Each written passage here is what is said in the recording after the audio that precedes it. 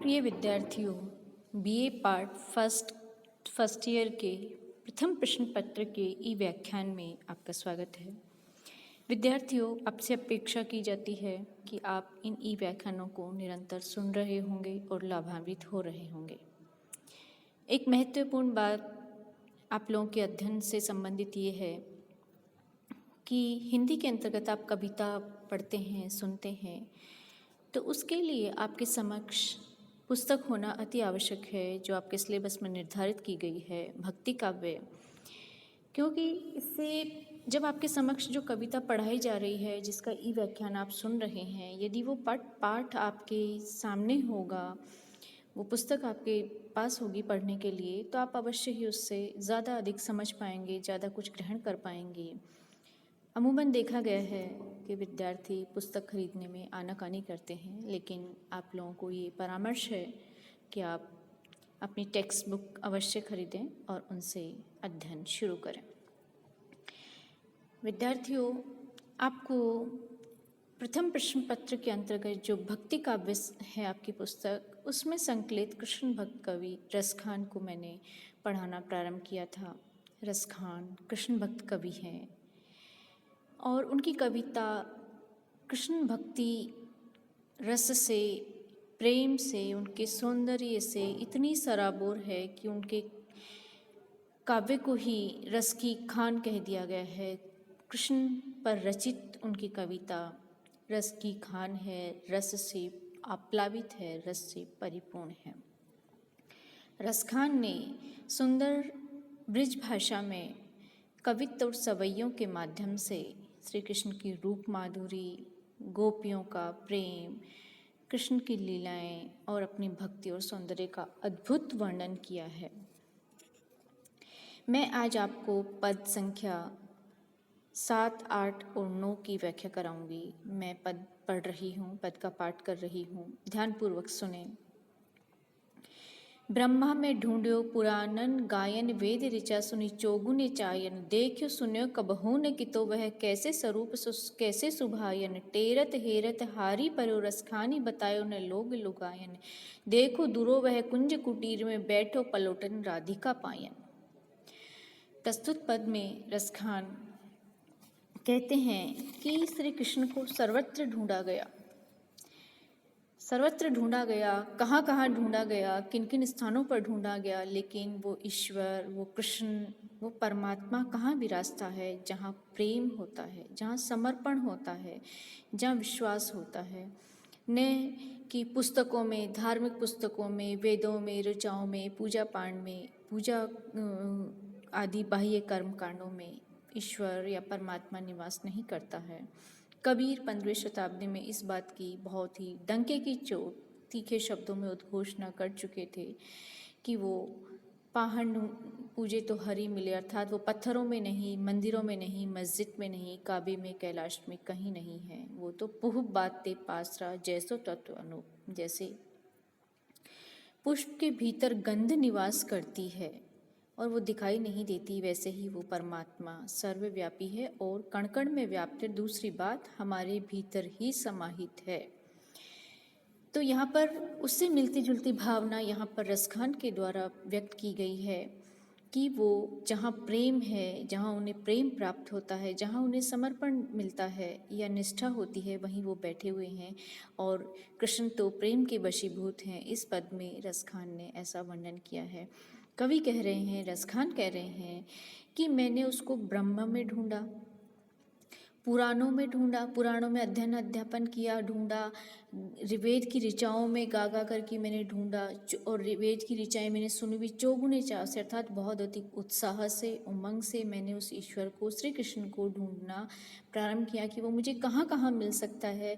क्या मुझे ब्रह्मा में ढूंढ, इस पूरे अखंड ब्रह्मांड में मिल सकता है, ब्रह्मादि में ढूंढ सकता है, पुराणों में मिल सकता है, या वेद की ऋचाओं का गायन करूं, सुनूं, उनका श्रवण करूं तो मुझे प्राप्त हो सकता है। लेकिन रसखान कह रहे हैं कि मुझे न वो वेद की ऋचाओं के गायन में मिला, न श्रवण में मिला, न पुराणों के पाठ आदि में मिला।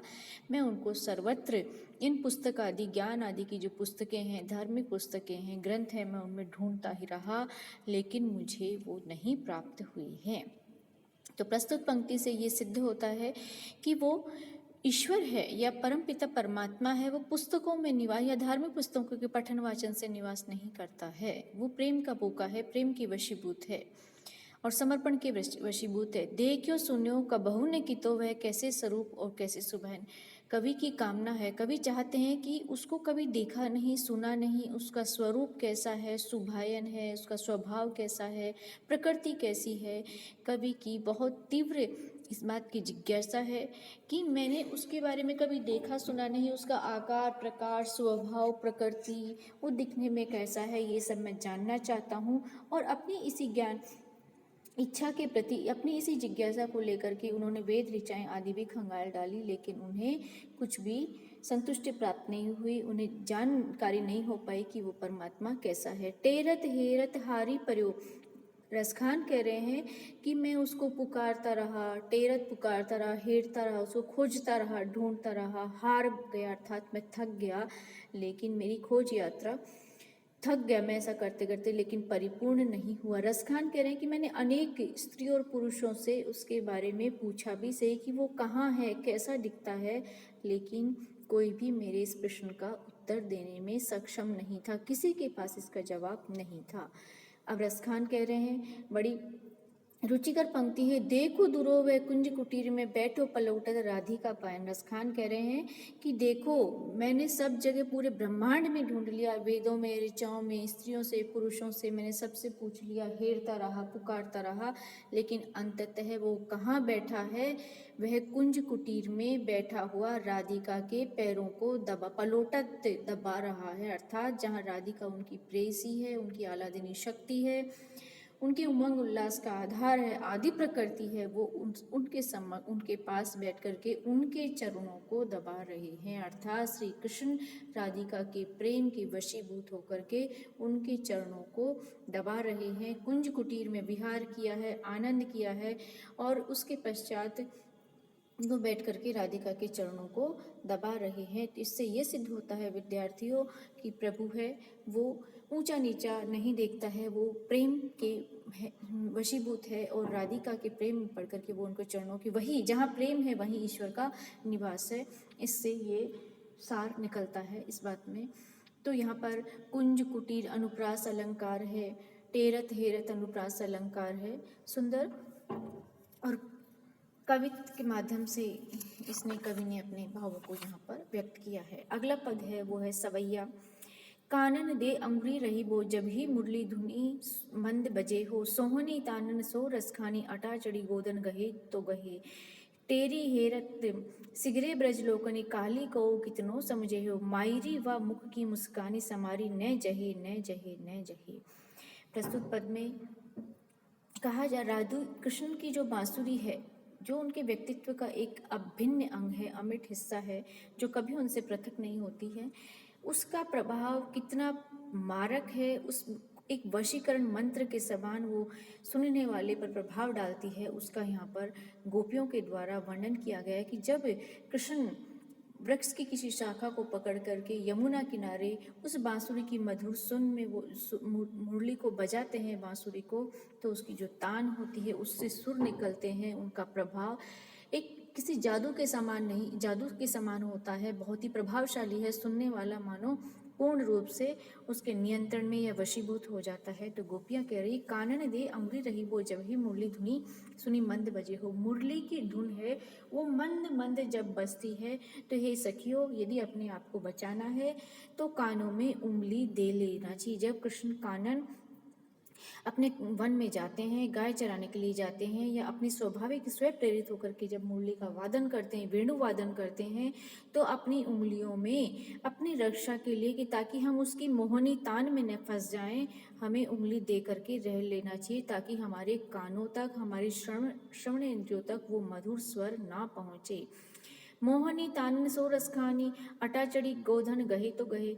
अब कह रहे हैं कि वो, लेकिन श्री कृष्ण कह रहे हैं, श्री कृष्ण का जो कवि रसखान कह रहे हैं कि श्री कृष्ण जब अपनी मुरली बजाते हैं, अपनी मोहनी तान में खो जाते हैं और अट्टालिका पे चढ़ जाते हैं, और जो गायों का धन है जिसको चराने जाते हैं वो कहीं जाए तो जाए, तीतर बितर अस्त व्यस्त हो जाए तो हो जाए, उन्हें इस बात की परवाह नहीं है। टेरी कहाँ सिगरे ब्रज लोकनी, काली काऊ कितनों समझे।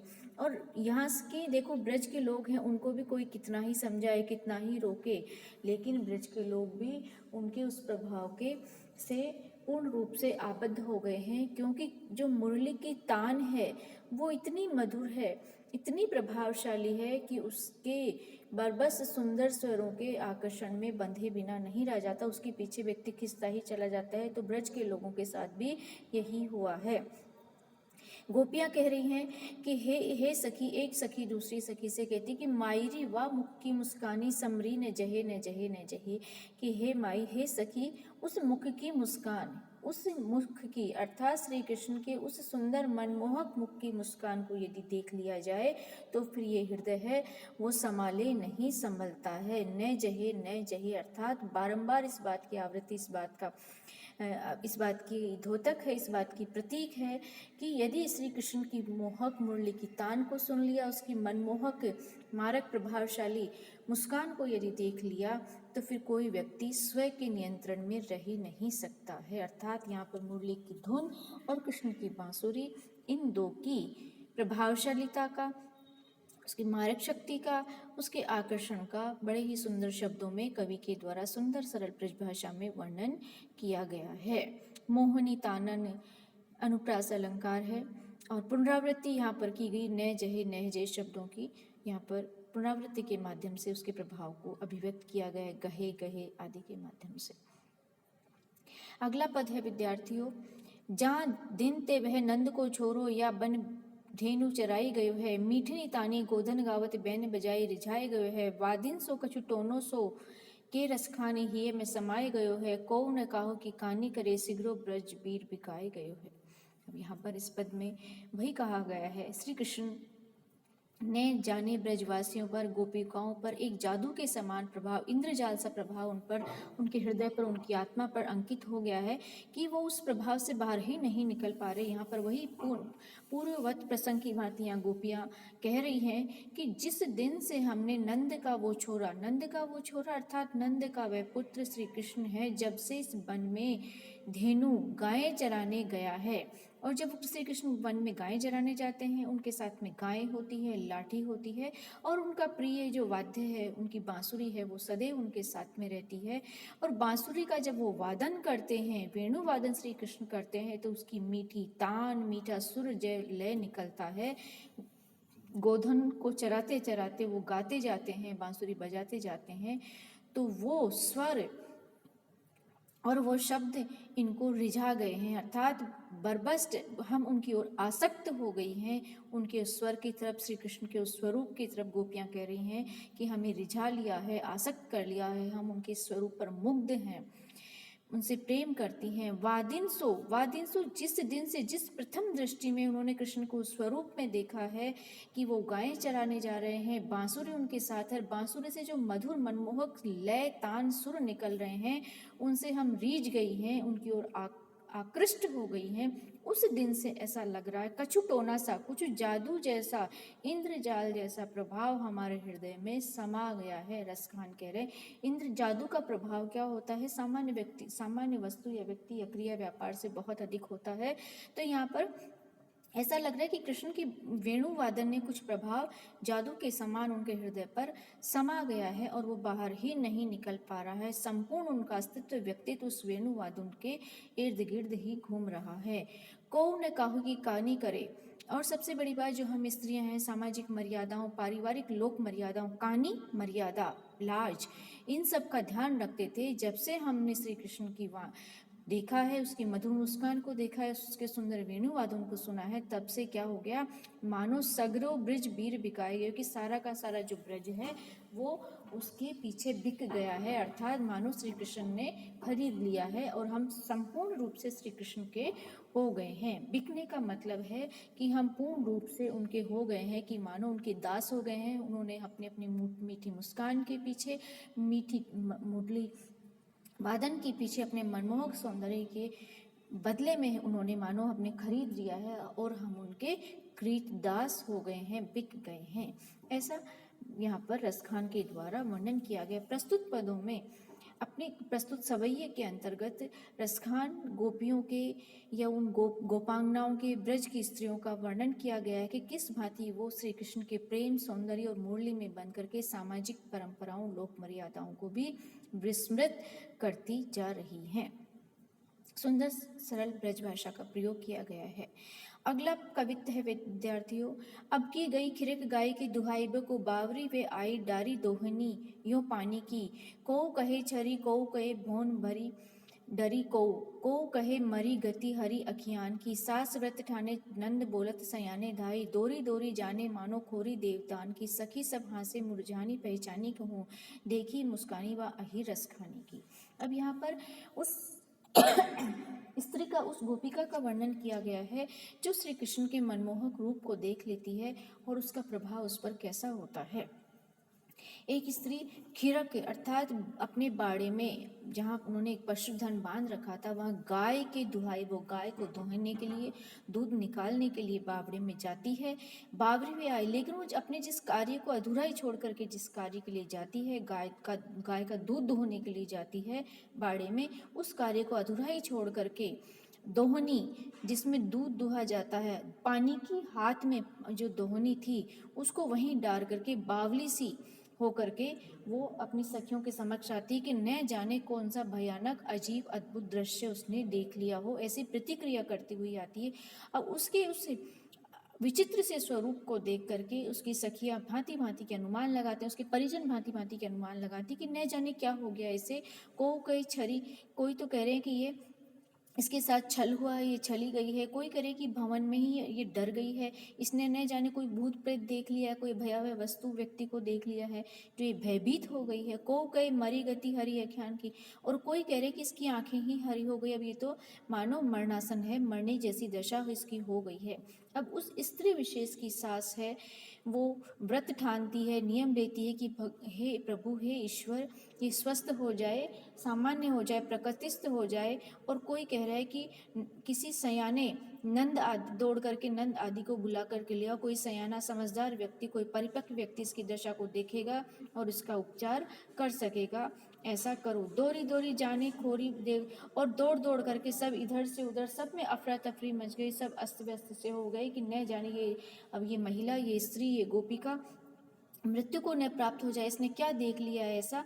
देवताओं को मनाते हैं, देवताओं की शपथ खाते हैं कि हे ईश्वर, हे देवता, इसको ठीक कर दो, हम तुम्हारे लिए ऐसा करेंगे, ऐसा करेंगे, ऐसे भांति भांति की बोलना प्रारंभ कर देते हैं। सखी सब हासे मुरझाने पे, लेकिन इतने में सास और परिजन तो नहीं पहचान पाते, लेकिन उस स्त्री की सखी है, वो उसके मुरझाए हुए मुख को देख करके समझ जाती है कि इसने निश्चित ही ये कृष्ण से भेंट करके आई है और कृष्ण का इसने स्वरूप देख लिया है। तत्पश्चात इसकी ऐसी प्रतिक्रिया हुई है। देखी मुस्कानी व अहीर रसखानी की।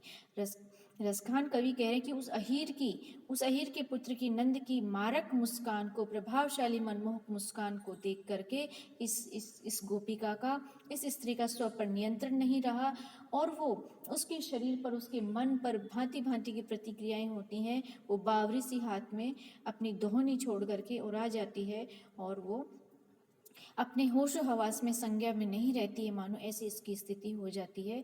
लेकिन इस रहस्य को परिवार में कोई नहीं जान पाता, उसकी सास नहीं जान पाती, आसपास अन्य लोग नहीं जान पाते, लेकिन उसकी सखी अवश्य पहचान जाती है उसकी मुरझाए हुए मुखमंडल को देख करके कि इसने अवश्य ही उस अहीर के पुत्र की, उस श्री कृष्ण की, कान्हा की मधुर मारक मुस्कान को देख लिया है। तो यहाँ पर प्रभु की या श्री कृष्ण की मनमोहक, तीव्र, प्रभावशाली, हृदय पर अमिट प्रभाव छोड़ने वाली उस मुस्कान का वर्णन यहाँ पर किया गया है। दौरी दौरी पुनरावृत्ति है यहाँ पर। डारी, दोहिनी, पानी की, इसमें अनुप्रास अलंकार है और बहुत ही मारक प्रभाव श्री कृष्ण की बांसुरी का सरल शब्दों में या श्री कृष्ण की मुस्कान का प्रभाव यहाँ पर किया गया है। धन्यवाद विद्यार्थियों।